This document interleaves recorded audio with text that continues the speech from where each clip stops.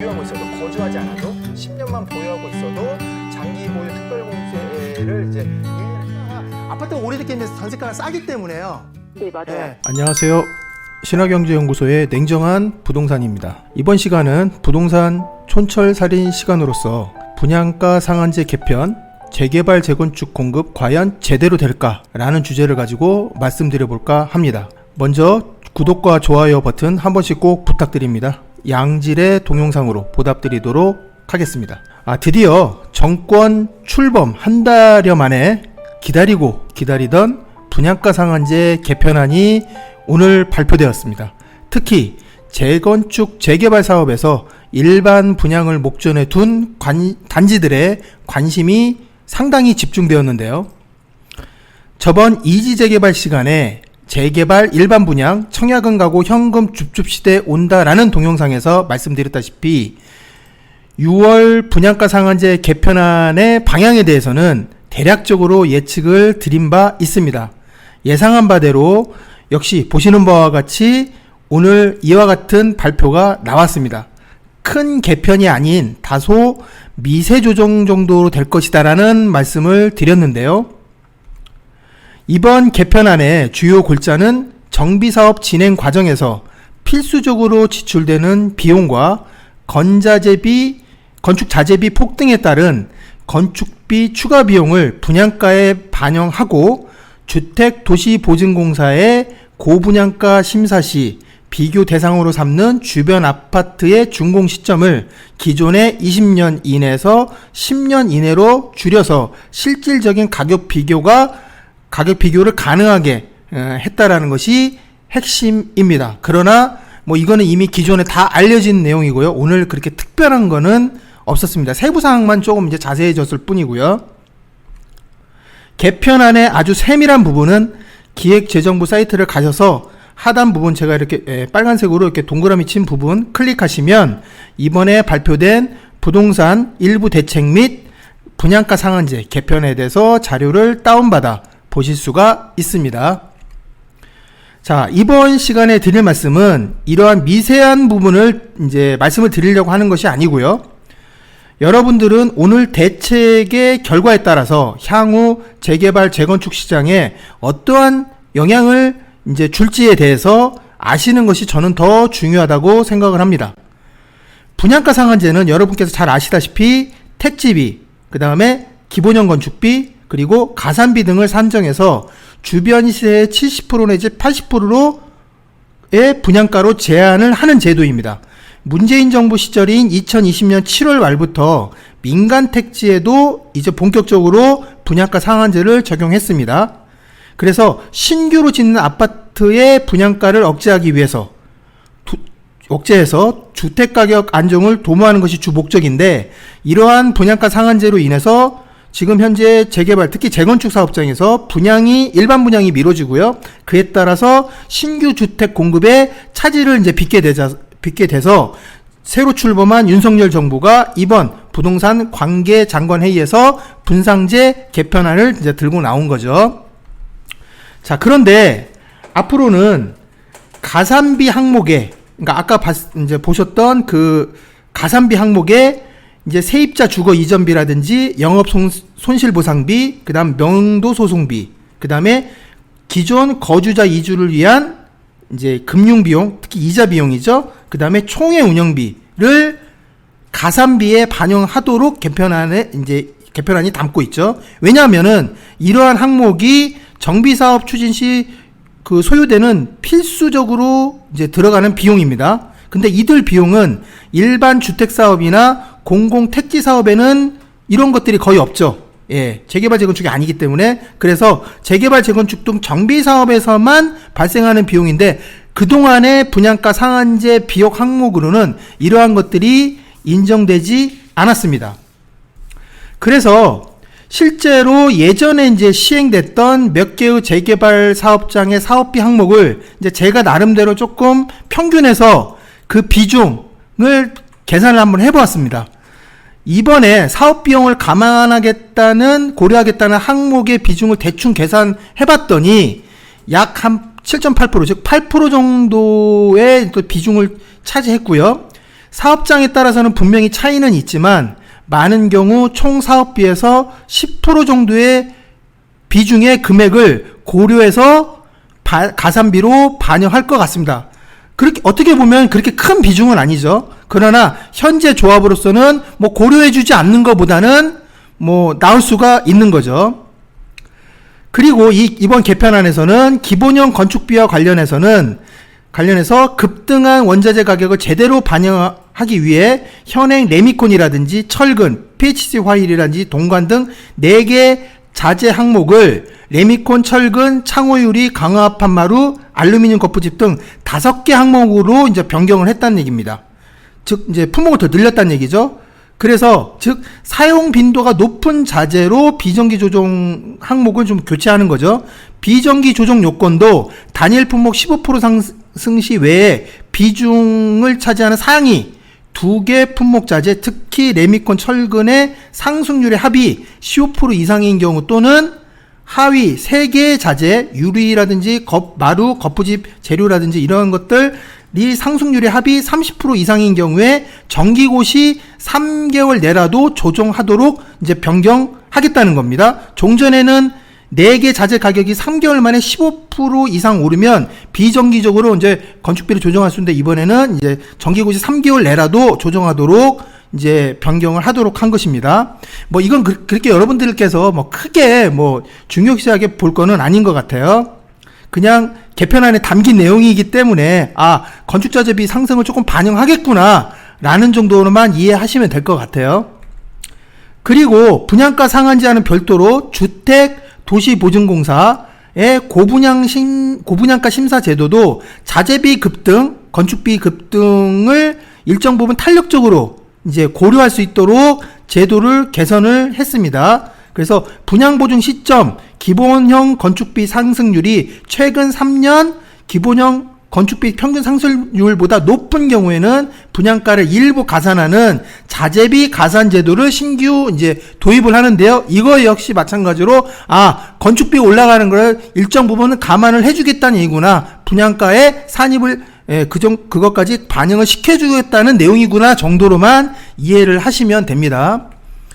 그리고 이제 인근 시세를 결정하기 위한 비교단지 선정 기준을 이게 조금 중요하죠. 준공 20년 이내 좀 구축 아파트죠. 그거에서 10년 이내, 보통 우리가 10년 이내를 약간 신축급이라고 하죠. 신축급 아파트로 이제 기준을 낮춘다는 얘기죠. 그러면 조금 이제 분양가, 이제 시세 아까 70% 냈지 80%를 했잖아요. 그런 부분에 있어서도 이제 주변 시세를 20년 구축 아파트에서 10년 이내의 신축급 아파트로 비교 기준을 바꾼다는 겁니다. 그러면 조금 이제 분양가가 또 상승할 수도 있겠죠. 그래서 비교 사업장 산정 시 주택도시보증공사의 세부 평가 기준과 배점도 이제 공개하는 방향. 그동안은 공개가 안 됐었는데 공개하는 방향도 이제 일부 추진된다고 합니다. 자, 그래서 이러한 것들을 토대로 해서 이제 국토부가 이제 이런 것들을 다 분양가에 반영했을 때 실질적으로 일반 분양가 상승 효과가 어느 정도 되는지를 갖다가 시뮬레이션을 이제 해보았는데요. 자, 첫 번째로 A 재건축 사업장의 경우 평당 2,360만 원에 이제 만약에 현행 일반 분양가가 된다면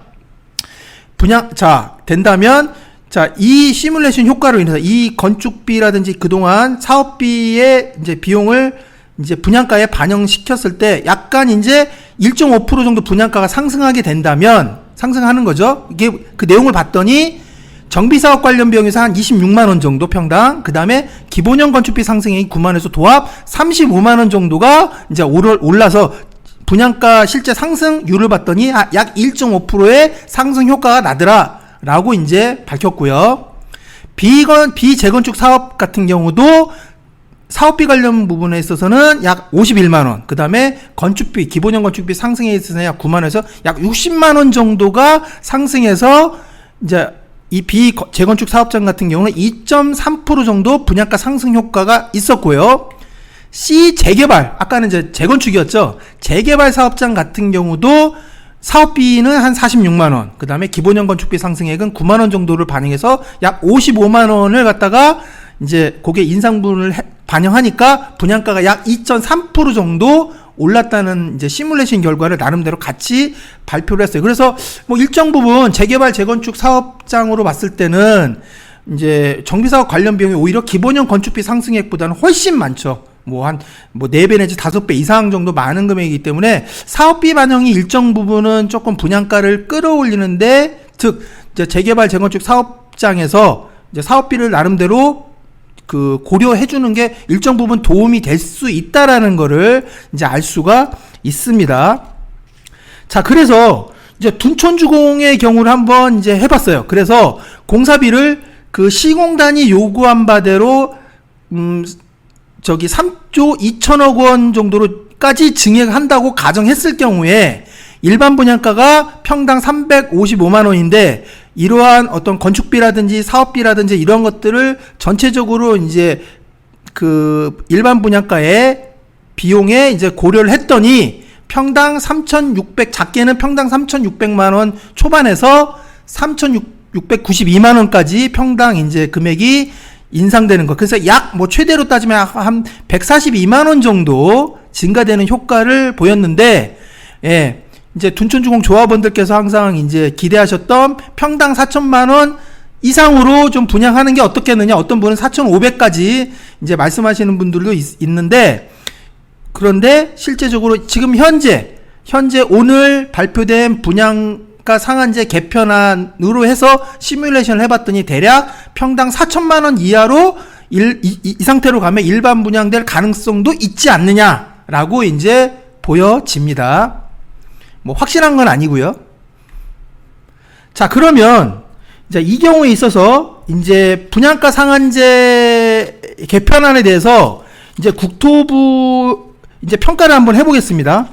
오늘 개편안에 대해서 국토부 입장은 아까 보여드린 한국부동산원 시뮬레이션을 통해서 분양가가 종전보다는 전체적으로 해보니까 아까는 일부를 보여드린 거고요. 1.5%에서 4% 상승하는 효과가 있을 것이라고 이제 밝혔죠. 특히 재건축에 비해서 추가 지출 비용이 큰 재개발 사업은 최대 4%까지 상승을 하고 재건축 사업은 그보다는 좀 낮을 것이라고 하죠.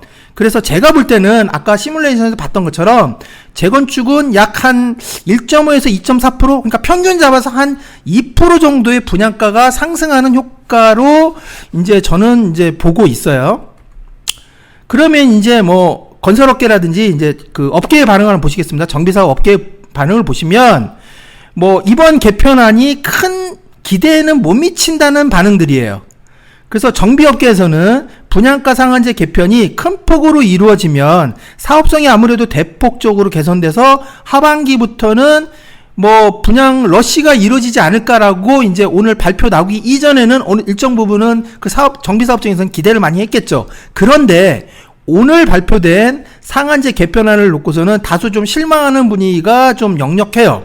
특히 재건축 사업의 경우는 국토부가 예상한 최대 4% 상승이 공급을 촉진시킬 수준은 아니라는 겁니다. 아까 재건축 같은 경우 최대 4%도 안 갔죠. 대략 한 2%대 수준에서 분양가 상승하는 효과가 있었는데, 왜냐하면 앞에서 언급한 정비사업 사업비의 필수 항목을 반영하는 부분에서 주거 이전비, 이사비, 그리고 영업손실 보상비는 재건축 사업하고는 관련이 없죠. 이거는 재개발 사업에 들어가는 사업비의 필수 항목들이에요.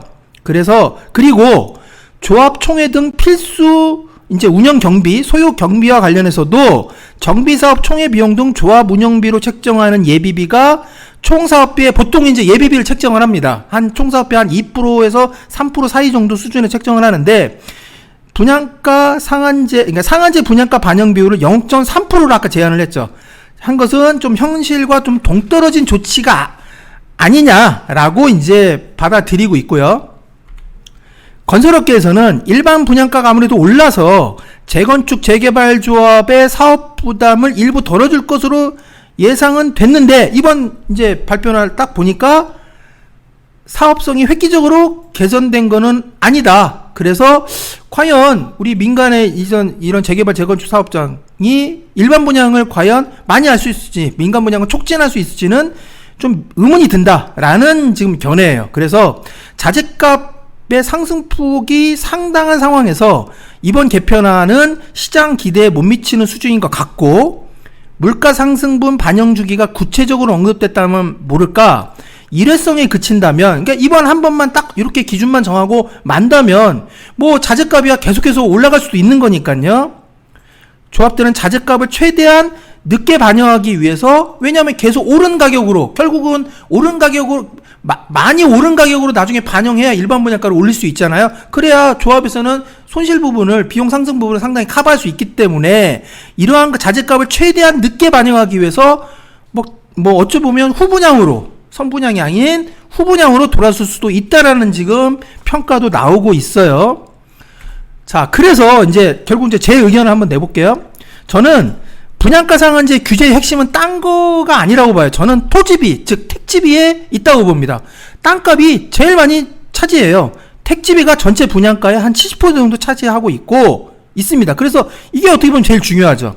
왜냐하면 많은 정비사업장, 특히 아파트 재건축 사업장들이 부동산원이 택지비를 검증하는 과정에서 비교사업장이죠. 표준지, 즉 아까 어떤 사업장, 인근의 아파트 시세를 하는 거잖아요. 비교하는 거잖아요. 비교사업장 선정과 평가 금액의 적정성 등을 문제 삼으면서 수개월 동안 분양이 지연되는 경우가 굉장히 많았어요. 특히 이번에 둔촌주공 아파트 재건축 사업이 현재 이렇게 파행을 맞게 된 아주 근본적인 원인이, 저는 계속 말씀드리지만 둔촌주공의 그 땅 자체의, 아파트 입지 자체의 택지비 산정 때문인 거라고 저는 생각을 해요. 지금도요. 그래서 건설업계도 분상제 개선의 1순위가 건설업계뿐만이 아니죠.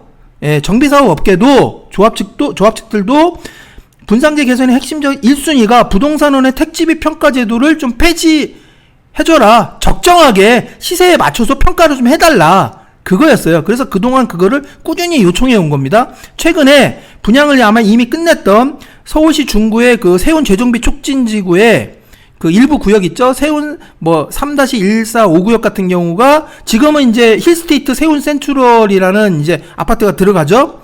그것도 택지비 감정 평가액을 놓고 한국부동산원이 3차례나 반려했어요. 안을 제시하면 부동산이 비싸다고 반려하고 해서 분양이 8개월 이상 지연된 바 있어요. 그런데 이번 개편안에는 택지비 검증위원회라는 부동산 원뿐만 아니라 감평사 등의 전문가를 비록 물론 포함을 시키겠지만 개편안은 그것뿐이었죠. 그래서 이러한 택지비를 평가하는 문제가 근본적으로 개선되지 않으면 저는 앞으로 제2, 제3의 둔촌주공 사업장이, 재건축 사업장이 나올 수도 있다라고 저는 보고 있습니다. 그리고 국토부가 이번 개편안을 발표하면서 저는 아무래도 지금 급등하고 있는 물가를 상당히 의식하지 않았을까라는 생각이 들어요. 그래서 새 정부 경제정책 방향 물가 전망치가 4.7%로 예상했는데, 만일 분양가 인상 요인이 그 이상 된다고 하면 이거 자체가 부담스러운 거죠. 왜? 부동산 가격 상승도 결국 물가 상승하고 연동이 돼 있기 때문에 그 자체가 부담스러워서 그런 부분을 좀 종합적으로 고려해서 적정 수준을 반영하기 위해서 고민을 했다고 해요, 국토부는. 그래서 사실상 올해 물가 인상 수준 이하로 분양 가격을 어떻게 보면 통제하겠다는 뜻 같아요. 왜? 아까 여러분께서 보셨다시피 최대한도로 재개발 사업장에서 건축비 상승 부분이라든지 사업비 비용 부분을 최대한 고려했을 때 아까 4% 나왔잖아요. 재개축은 대략 한 2%대였고요. 그러니까 결국은 올해 물가 상승 전망치를 4.7%라고 아까 계획을 했었잖아요. 기재부가 그 이하로 지금 통제하겠다는 그런 뜻인 것 같아요. 그래서 결국 정부도 현재 급등하고 있는 물가 상승률이 매우 부담이 된 것 같아요. 그리고 또 두 번째는 뭐냐면 일반 청약대기자들을 일정 부분 의식하지 않을 수 없죠. 왜? 이분들도 우리나라 국민들이기 때문에, 그리고 이분들도 다 표와 관련된 분 아니겠습니까? 그래서 이런 일반 청약자, 그러니까 너무 분양가 상한제 규제를 대폭 완화해서 일반 분양가를 올려버리게 되면 실질적으로 또 뜻하지 않은 부작용은 있죠. 뭐냐면 현금 줍줍이죠. 예. 대출이 실제적으로 많이 안 나오잖아요. 거의 15억 초과는 거의 대출이 안 나오기 때문에, 그래서 그런 일반 청약자들이 좀 더 이제 분양만을 많이 받을 수 있도록 하는데 이분들을 의식하지 않을 수 없었다는 얘기죠. 그래서 결론은 저는 그렇게 생각을 해요. 현재 일반 분양을 앞두고 있는 사업장에는 좀 일정 부분 좀 숨통은 틔워졌어요. 왜? 아까 정비사업비 사업비 부분이 나름대로는 아까 기본형 건축비 올라간 부분보다는 굉장히 많이 반영됐잖아요. 적어도 4배에서 한 6배 정도로 많이 반영이 됐어요. 그래서 다소 공급의 숨통은 튀겠지만 그렇다고 정비사업장에서 앞다투어 일반 분양을 조개하려는 상황은 저는 크게 없을 거라고 보여집니다. 그래서 개인적으로도 계속해서 제가 주장을 해온 게 있죠. 꾸준한 공급만이 부동산 가격을 안정시킬 수 있다고 말씀을 드렸는데 그 측면에서 좀 대단히 저는 아쉬워요. 물론 제가 모두에도 말씀드렸지만 이 발표 나기 전에 일정 부분 미세한 조정이 그칠 거라고 예상을 했어요. 그래도 뭐 후보나 당선 시절에 250만 호 전국적으로 주택을 공급하겠다는 원대한 공급 계획을 발표했던 윤석열 정부의 첫 부동산 대책이었는데 공급 활성화 측면에서는 좀 매우 미흡한 대책이었지 않나라고 평가를 드리고 싶습니다. 그래서 모르겠습니다. 뭐 금리 상승으로 인해서 일정 부분 가격 하락과 기존의 아파트들 가격 하락과 조정 현상은 저는 분명히 온다라고 제가 그때도 말씀드렸어요. 폭락까지는 아니더라도 분명히 조정상도 오는데 뭐 제가 나중에 또 동영상을 만들겠지만 임대차 3법의 영향으로 인해서 전세가는 계속 급등하고 있고요. 그래서 그 전세가가 매매가를 현재 지금 받쳐주는 형국이에요. 그죠? 그 상황에서 그러면 어쩌면 금리 인상과 그런 전세가 상승 부분이 전세가율이 아직도 지금 50%대에 머물러 있다는 것들이 지금 둘이 다투고 있는 상황이거든요. 그래서 뭐 많은 분들이 금리 인상 때문에 주택가격이 하락하리라고 보시기는 하겠지만 저는 그거보다는 이 두 가지가 싸우는 형국이라고 저는 보고 있어요. 그래서 이 상황에서 또 가격 하락을 촉진할 수 있는 건 딱 하나밖에 없거든요. 공급 촉진이에요. 대량으로 뭐 3기 신도시가 빨리 입주를 한다든지 그렇게 해서 하면 전세가가 낮아지기 때문에 전세가가 낮으면 아무래도 입주가하고 전세가가 갭 차이가 크기 때문에 가격은 하락을 할 수밖에 없거든요. 왜 그래서 공급 촉진을 해야 되는지는 그것 때문에 그런 거예요. 그런데 이번에 분양가 상한제 개편안을 보니까 큰 어떤 그런 공급을 뭐 정말 분양가를 나름대로 정비사업이 제대로 사업을 할 수 있도록 공급을 늘릴 수 있도록 좀 규제를 대폭 완화하겠다. 물론 미세 조정이 그칠 거라 예상을 했지만 완화하겠다라고 저는 나름대로 또 한편에는 기대를 좀 했었어요. 그런데 막상 뚜껑을 열어보니까 큰 뭐 일반 분양가 상승 요인에는 큰 영향이 없을 거다. 그러면 일반 재개발 재건축 사업장들이 앞다퉈서 일반 분양을 할 수 있는 어떤 근거가 없어지는 거거든요. 그래서 그 부분에서 조금 공급 촉진에서는 저는 좀 미흡하다고 말씀을 드릴 수 있겠습니다. 자, 오늘 이상으로 오늘 있었던 윤석열 정부의 첫 부동산 대책 중 하나인 분양가 상한제 개편안에 대해서 분석을 해보았습니다. 앞으로 더 새로운 소식이 있으면 계속해서 동영상을 올려보도록 하겠습니다. 감사합니다. 구독과 좋아요는 저에게 큰 힘이 됩니다. 고맙습니다.